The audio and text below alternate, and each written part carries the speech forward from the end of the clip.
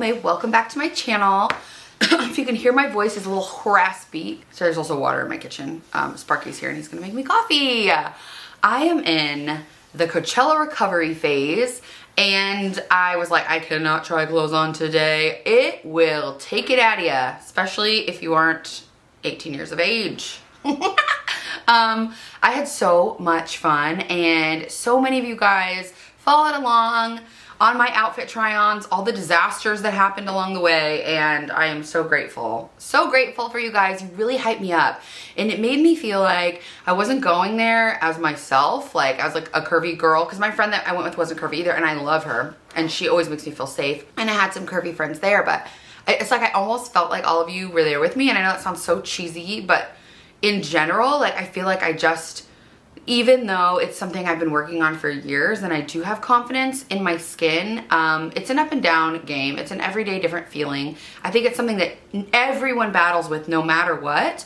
And just knowing that I had you guys to like hype me up and like decompress with, and so many of you were in like my TikTok comments and DMs, and it just really made the whole experience so much more fun. So I thought that I would do a video today since I'm feeling like a little just like a recap. This is going up today, Wednesday. Sunday, I'm gonna do my Coachella recap, and that's gonna be so fun. I hope I filmed enough. I can't even remember. I haven't looked at the footage yet, but it's going to be more like comprehensive of my experience there. But today I thought I would share some of my takeaways, and I thought this video could be like the takeaway of feeling curvy in a space where you might be one of the only curvy people, in addition to my tips for Coachella, my hot tips for any festival season, and for summer as a curvy girl. So I kind of was gonna blend those together. So first of all, Coachella was so much fun. So much good music, so much fun. It was a lot to be out and to be that social for that long. Like I got to the hotel Thursday night. So I was like packing all day Thursday, got to the hotel Thursday night late, and then all day Friday, all day Saturday, all day Sunday. It was like the longest days, so many steps. Like I said, it's so much fun, but I really needed a day to just like recoup. So I took yesterday mostly off. I'm still quite tired. So I'm just taking it a little slow today too. My feet still freaking hurt. Because Monday we woke up and like kept doing stuff and then shooting, and I didn't get home until like midnight on Monday night. So to me it was like an all day thing Monday as well. Like I said, it was so much fun, and I highly recommend. There was people from all over the world there. Like I got to meet a friend of mine from Instagram who we've been following each other for years from Germany. We met people from Manchester. We met people from Brazil. I did not realize that it was like an all over the world thing, which, you know, I guess like living in California, we're really spoiled that we go, but I've been once in 2018. I went, and I was actually, I want to say like a size 16, 18 then. So actually like more plus size than I am now. And I love what I wore, for that whole trip too. And I had so much fun. If you guys ever want like my outfits through the years, my favorite outfits or something, let me know. I can do that. But I wore like an all lemon outfit and whatever. And it was challenging finding things as a plus size person as well. But I found that this year I was more willing to like go skimpy, and also the things I chose that year were like hot. Like I had like a caftan that was very cute but very hot. Anyway, I had a blast, and I thought that I would just share like kind of how it felt. The Revolve party is the hot tea, am I right? The internets have been ablaze apparently. I didn't witness any of the super craziness, so I went on Saturday. I was working with Revolve, and they wanted me to be there Saturday, and so I thought I'll go Saturday. I'm not sure if I would go back Sunday. If I have time, I will, whatever. I'm glad we went on Saturday. We saw Post Malone, and it was so much fun. The bus situation wasn't ideal. We did wait for quite a while, and there was not any water, and there was not a bathroom, but there was a tent with shade, so that was good. But a lot of people didn't even make it. So yeah, it wasn't too bad, but right after I got on the bus, a friend of mine texted me that she never got on and had waited for like 3.5 hours. So I've been seeing people I know like spill the tea on TikTok all over. But anyway, if you're listening to me talk about Revolve and you're like, ooh, Fire Fest, it wasn't that bad for me. When we all left, a few people did like freak out leaving and like knock over one of the barricades, and they were like rushing the buses, but we happened to have like walked out a little early, and we also like got on the bus just like leisurely. So personally, I didn't experience any of the super craziness, but I heard a lot of the people did. But being at a space like Revolve was intimidating. I think I've kind of like broken down that barrier for myself the last couple months, because I've been at their other events and I've like met some of the members of the team that have been really kind and complimentary. And yeah, it's interesting. I've had this conversation with people like, why go then, right? If you're not feeling like, if you feel like an outsider or you don't feel like, you know, you are their target demographic or whatever. And I talked to another curvy creator while I was there about this. Before we went, we were like talking over messages. And we both agreed that like actually, like she's like a woman of color and she's curvy. And we both agreed that, you know, actually like we'd rather like claim our seat at the table here and help them get used to seeing stylish, curvy, non super thin, in her case, non-white bodies like taking up space in the fashion world. Like it's 2022. It's ridiculous at this point that brands would still be so exclusive. And I know like I've actually had conversations with some of you guys about Abercrombie in my DMs as well. Like how can you support a company that really triggered my eating disorder growing up, that was very exclusionary and, you know, didn't include people of different ethnicities and different sizes and whatever for so long. And that's like a hot topic too. And I don't know if I'm getting like too political here. It's not, I don't know, it's not political, but if I'm getting too like, I don't know, polarized here. But my personal opinion on it is if we are standing up and asking companies to make a change, right? And then they make that change, how are we then like, well, nope, too late. It's like, I'm not saying that we should like, they should be celebrated to like, oh, you're so inclusive, you're so this, you're so that. But I feel like any little bit of change in the right direction is helpful. And I think it's just a very personal thing. I think some people may choose to say, I'm not going to give my dollar there. And I fully support that. Do not put money where it's not comfortable for you.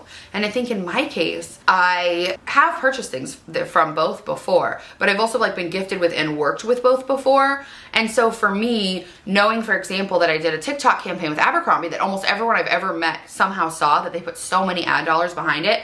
And that had a barrage of hate comments. Don't have obese models. This girl's disgusting. Like, ew, I opened my For You page and wanted to barf. Like, okay, guys, right? Like, chill out. But there was a lot of really mean, hateful comments, and it was a tough couple days for me. And at first, you can't help but look, right? And then you're just like, whatever. These people are so sad that they want to say, I cannot imagine sitting behind my phone screen being like, you are fat and ugly and worthless. I hate myself, so I'm going to project that on you. Like, I don't understand it, but I try to keep it with that perspective of like, it actually has very little to do with me. It has something to do with their internalized fat phobia, their dislike of themselves. So that's what I try to lead with in situations like this. And I completely, you know, I think everybody is a personal decision. And as a consumer, if you don't want to put your dollars there, I don't blame you. If as a consumer, you say, I have the right to wear whatever the bleep I want and look hot, and a brand can't tell me they want me or not because it's I'm choosing, that's cool too. We've had this conversation before here about Zara as well. And it's just a personal thing. If it's not something, I just have to check myself, right? And is it like, I'm squeezing myself into this to be accepted? It's not that. I could never wear the clothes again and not care. I happen to love a lot of them. I also love going to their events. I was saying that as I show up in these spaces and people are like, oh my gosh, you look amazing. Like, it opens people's eyes that curvy people, plus size people, people that are different in any way. And I understand the privilege that I hold being on the small side of plus, being like a thin curvy, being tall and carrying my weight in a traditional hourglass way, being white, being blonde. Like, I get that I already have all that stacked in my favor. But even as me, like, showing up and being like, hey, this is my body, I'm comfortable in it, how revolutionary, and I deserve to take up space here. Like, when I walk into spaces at these things and people like freak out over my outfits, they're like, oh my God, you're the best outfit here, like, you look amazing. I really do think it changes people's minds, because that's how my mind was changed. I met a couple women that have now become dear friends who push the boundaries on style as plus size women. And I remember meeting them in a stage in my life where I was very much not the main character. I was actually assisting a different blogger and working as a prop stylist and a creative director and like doing stuff behind the scenes for other people that I didn't think I could do for myself. And I remember meeting one at a party, and then I met another. I saw her through the internet. I bought an outfit she did, and then I ended up meeting her at another event, and then we became close friends. And they changed my mind. I did not know that I was allowed to dress well and be on the internet. Like, I know that sounds silly, but this was back in like 2016, and things were different. And I've been doing this full time since like 2017, I want to say.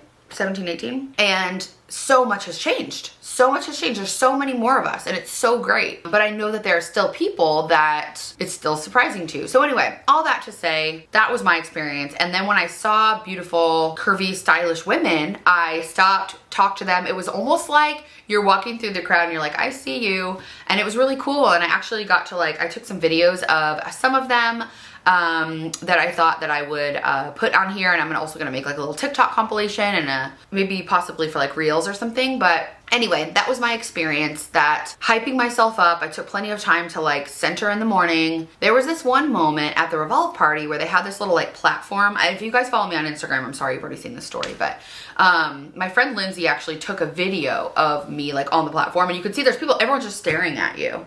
And you're like in the middle of nowhere, and you're supposed to dance to no music. You don't have to dance. You can do whatever you want. But it's like a movement-based thing where this camera just goes around you. And I was just like, I had this moment that I was like, doing this in a bikini a few years ago in front of all these women, never would I have done that. And I'm just at the point where I don't care anymore. I just want to have fun. I just want to feel confident, and I don't want my body to be a conversation anymore. Like I think that's why like in a lot of my Instagram posts and a lot of my TikTok posts, like I do talk about confidence, but I don't like push in as hard as like, I have roles, I'm still worthy. Like to me, I'm actually physically past that in my own life. And so I feel like I don't feel the need to share about that as much. And there are so many creators, I think, that do that in a really beautiful way, that highlight stretch marks and highlight that stuff. And that's great. I think for me, I'm at a stage where I just want to live my life the way I want to live it and feel good about myself and dress up and have fun and have my body just not be a conversation. Where I think is like kind of where the movement goes from like body positivity, right? Like when you first are like, I want to change the way I think about my body. And you're like, I'm going to be body positive. And then you're like, well, it's not possible to feel so good about your body all the time, every day. For me, body neutrality is a bit of a more, I guess, realistic goal.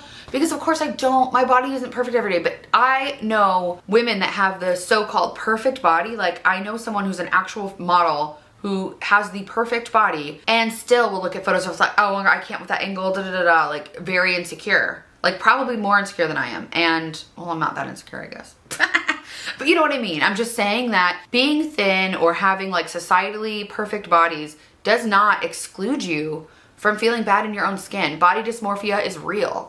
A lot of us experience it. And I just know for me, I have been, imprisoned by myself for far too long in this mindset of I'm not allowed to because blank.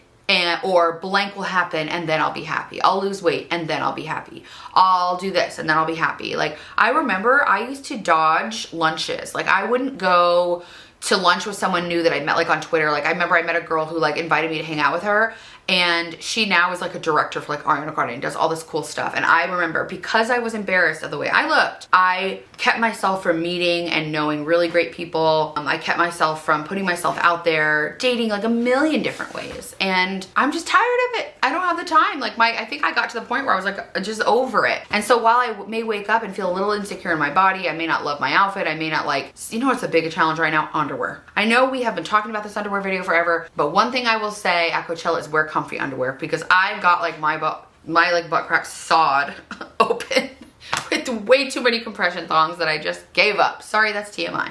It's real. Anyway, so I just wanted to say that was my experience about being curvy at Coachella, and I want to share a special moment. If you guys follow Tezza, I'm a huge Tezza fan.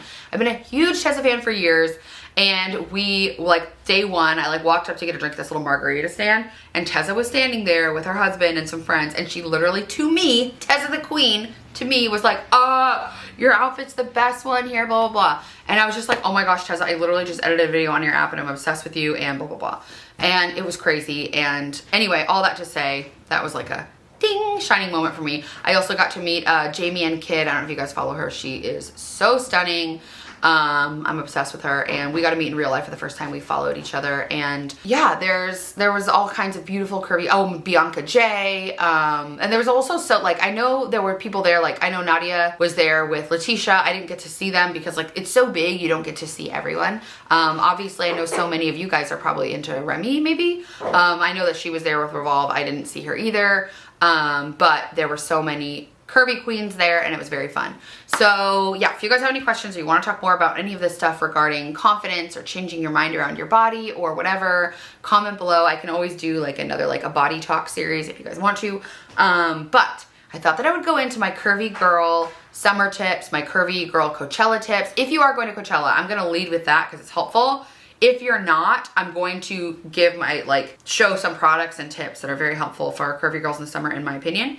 Like kind of intermix. So you may find value here too, or you can skip. Here's my hot takes. I realized that I learned so much this time. So as I said, I went in 2008, and for some reason, I don't remember a dang thing about it. Like, all I remember is Beyonce, and I went with friends, and they kind of like ruled what we were doing. So I would go to whatever events they were going to. Like, I did have to do some work. Like, I was with a brand then, and I was with a brand this time, but it was just a little different. First things first, if you can bring a backpack, I happen to have this like pink Herschel backpack that I brought, but in hindsight, I wish I would have planned backpacks with my outfits. And I know that sounds silly, but like, for example, my friend had a pure rhinestone top. She couldn't wear backpack sleeves. Not that you should have changed her outfit, but if she had gotten one of those backpacks that had little strings, the little drawstring ones. So if you go on the Coachella website, there is the dimensions of your backpack, and I mentioned mine, and I want to say it's like 29, but you can just Google like backpack dimensions. So bring a backpack. I would personally, if you're going to be there all day, because that way you can bring water. Like, I think you are allowed to bring water in. I got two different answers on that. I did bring water in one time, and one time I didn't, but I heard that you can either bring a water, but there are not, I want you to know, there were not water refill stations.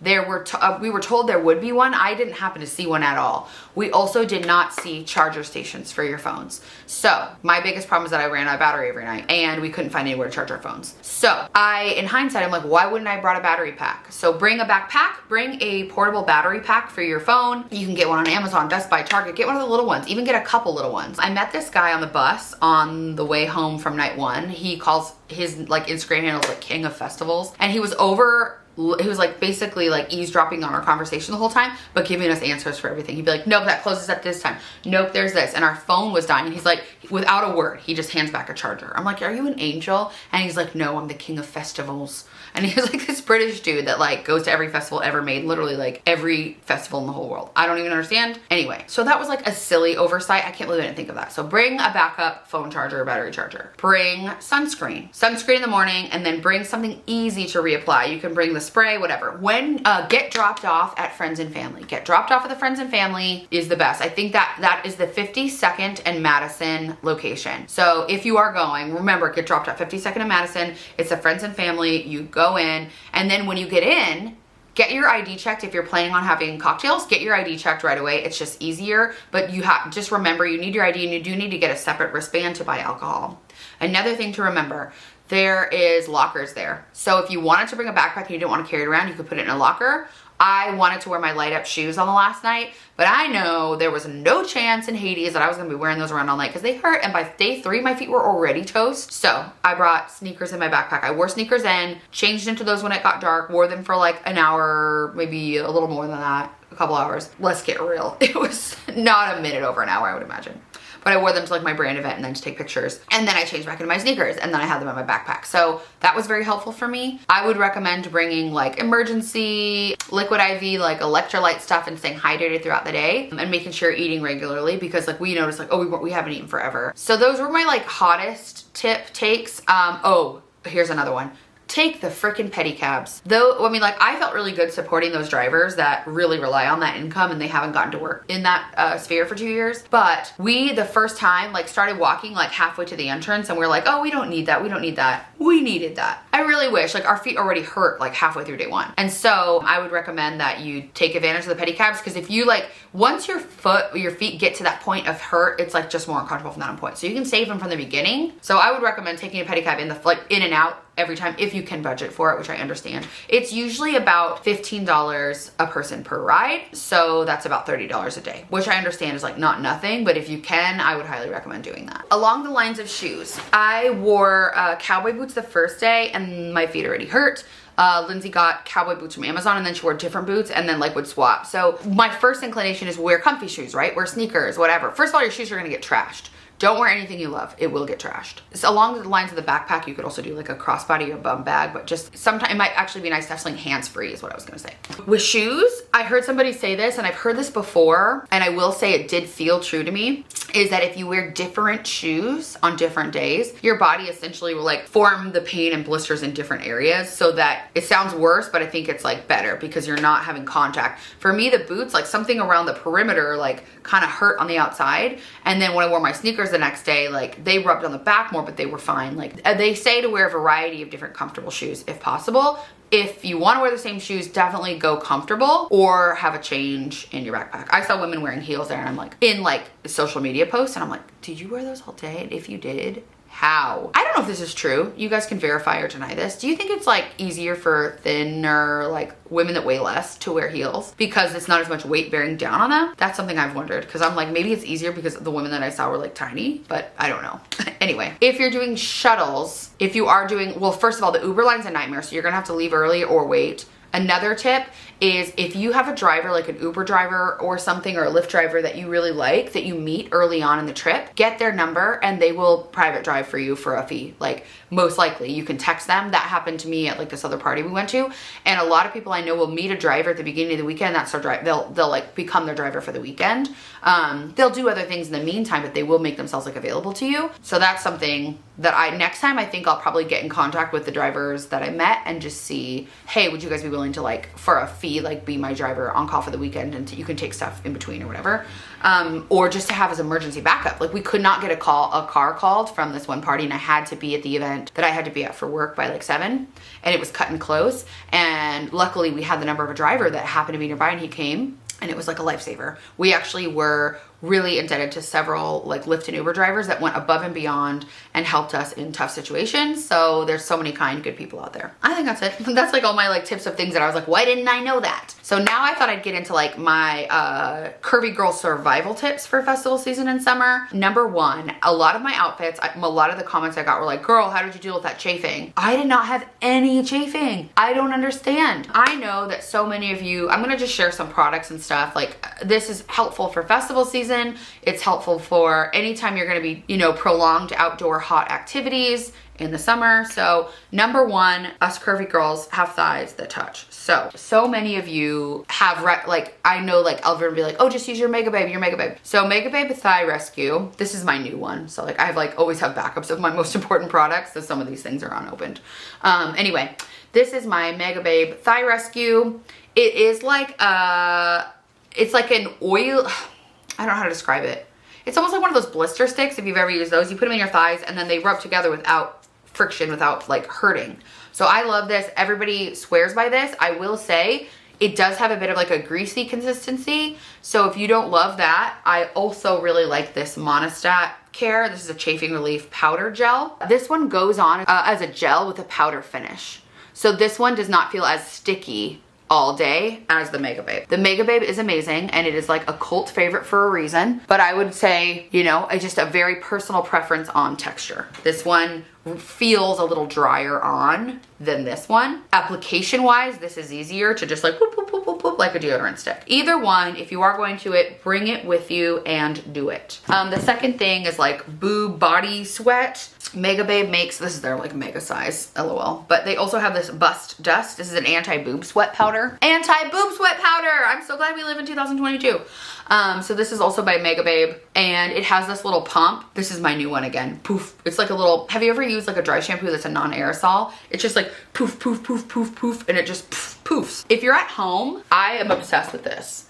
I wouldn't bring this with me because it's not practical, but this is their, they have the like a mega poof. I think I can do like a separate curvy girl summer hacks video. Emma Arletta, if you guys follow her, she's incredible over on TikTok, and she has Instagram as well. She shared these like anti-face sweat wipes for makeup, and essentially you put it on your face doesn't sweat for 7 days. So if you're worried about sweating your makeup off, I am not a doctor and I do not claim that that's safe. My worry is like, where do the toxins go then? I know does your body overheat? As long as you can sweat other places, I think you're probably fine. But if you do struggle a lot with your makeup melting off because you sweat, I have like a lot of a sweat stash problem. I've already mentioned it on here before. I've mentioned it on everywhere before. And when you put your makeup on, if you're like, everything sweats through it, so like that's a thing. So anyway, just thought I would share that. It's on Amazon. It's called, just look up like anti-sweat wipes. I can also link them below if you can't find them. This is so cute. This is the Mega Babe Bust Dust Puff Body Powder Puff. It's this huge, cute powder puff. So you can like put the anti-sweat dust like under your boobs, don't worry about bra on, under your boobs, like in between your thighs, like all the places where you tend to collect the sweats. That's an amazing thing for that. But as far as like for a festival or for on the go or for travel, I would just recommend the regular size Bust Dust. This is 3 ounces, okay? So you can carry this on the plane. It's like 3.4. 3.4 is obviously the limit. So you should be able to bring this. So this is like a good one for like just general sweat.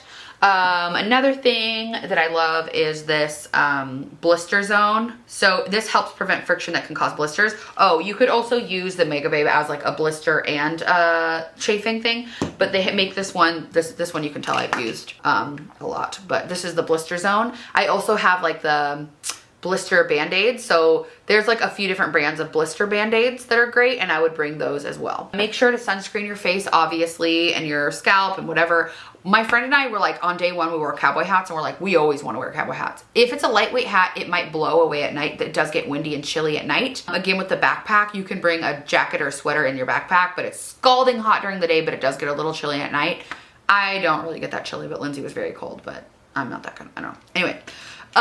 So for sunscreen, after you put your makeup on, hopefully you put sunscreen on underneath. For me, I was like, well, then what do I do all day? It's called Color Science. It's like a powder. I looked around my whole house for that and I can't find it, and I'm devastated because I just bought it and it was not cheap. I have the box from when I bought it. It's called Color Science Sun Forgettable Total Protection Brush On Shield. So it's an SPF 50 that serves as almost like a setting powder. It's incredible, and I wish I had it to show you. It's expensive, but it's worth it.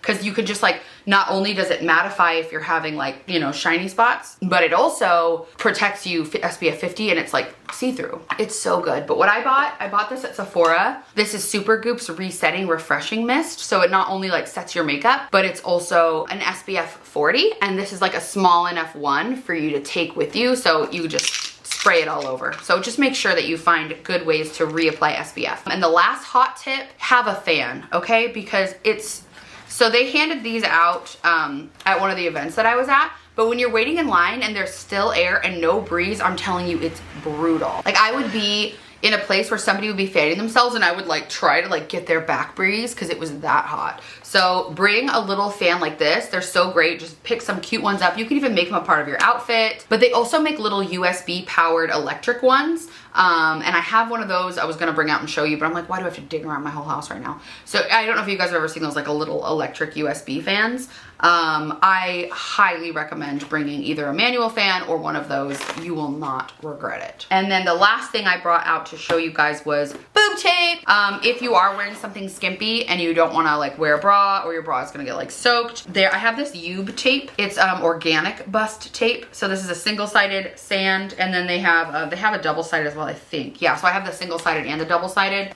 This is just like essentially designer boob tape, which is not necessary, but it's nice. And what I like about Ube tape is that it also comes with the little nipple covers, which very few do, because I don't know if you guys remember a few weeks ago. You remember this, right, babe? What? When the boob tape got stuck to my nipple and I left it on there for a week. Painful. It's very painful. It was a real problem. So this comes with those little silicone nipple covers so that you don't experience that. The branding's also super cute. It's called Ube tape, and it's a good one. But also there's this kinesiology tape. This is just, it's called Sparthos tape. It's kinesiology sports tape. So it's made to like wrap like bodies and hold stuff. Still would recommend using the silicone because this is the one that got stuck on me. This is what this looks like. You can pull or cut or break this. And I know you guys have been wanting a boob tape video. I think I just got scarred from the last time I did it and I'm scared. So I will do that. I've also been trying to think of how I can actually do it with it still being suitable for like audiences and not like getting it taken down. I've seen people do it like over their bra, but I'm like, I don't want to waste that much boob tape. It's silly. I was thinking what I could do is maybe like have it already on. I need to just look up what other people have done. Anyway, yeah, so that's pretty much, oh, one more thing. I really like this lotion. Another thing is your skin is going to be so dry in the desert. My lips, I don't know if you can see them, are so chapped. You need to like lotion a lot, but I also like when I'm hot and in the desert, I don't like to like have really heavy lotions. So I love this breathable one by Nivea. It's just, it absorbs super quickly. So like, it's like, I have this thing about putting on my jeans after I have lotion or getting in bed, like at night after like with my sheets, like the stickiness and the wetness, like I can't. So anyway, this is a really good one. This is Nivea breathable and it just absorbs like so fast. But Nivea also has like an oil infused lotion that I love because I love using oils in the summer because of how like it just sticks in your skin and it's shiny and then your skin looks shiny. So they also have oil infused. They have all different ones. They have like different oils like Manoi oil, coconut oil, almond oil. What's the one that I have is argan oil. Anyway, oh, I have jojoba, but they also have argan. Anyway, this is like a very light watery lotion. So if you don't want it to like be sticky there, this is a good one. But if you want like the oil lotion combo is gonna get you like really nice and moisturized. I like that one, but any lotion will do. Just bring lotion, bring chapstick. And then the last thing that I just remembered is bandanas. I didn't wear a bandana. You could also use like a COVID mask or whatever. But the dirt and dust in the air is serious. Like it's blowing and you're like at night, you'll blow your nose and you'll see like, it'll be like brown and black and like dusty. That's why I think my voice is so raspy, not only from talking a ton and like screaming at the concerts, but also because my lungs are filled with crap. So if like that bothers you, like just like I would bring obviously sunglasses to protect your eyes, especially if you have contacts, and like a bandana that you can put up and down just when you're walking in and out of the very dusty areas, or just have it on you in case you need it. I know my commitment to my outfits didn't allow me to do that, but looking back in hindsight, I was like, wish I had a little bandana. And so you could also have like your, you know, COVID mask. Sorry, I'm lotioning myself now and it feels so good.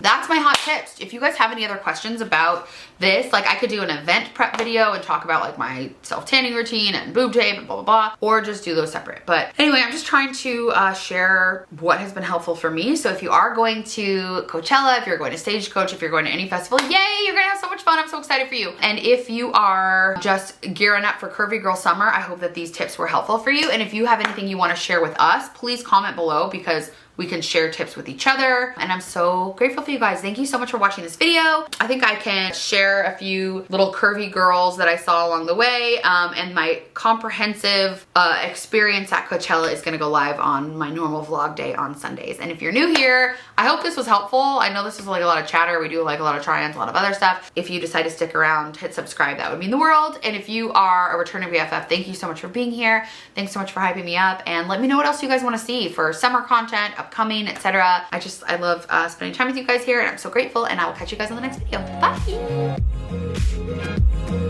Bye.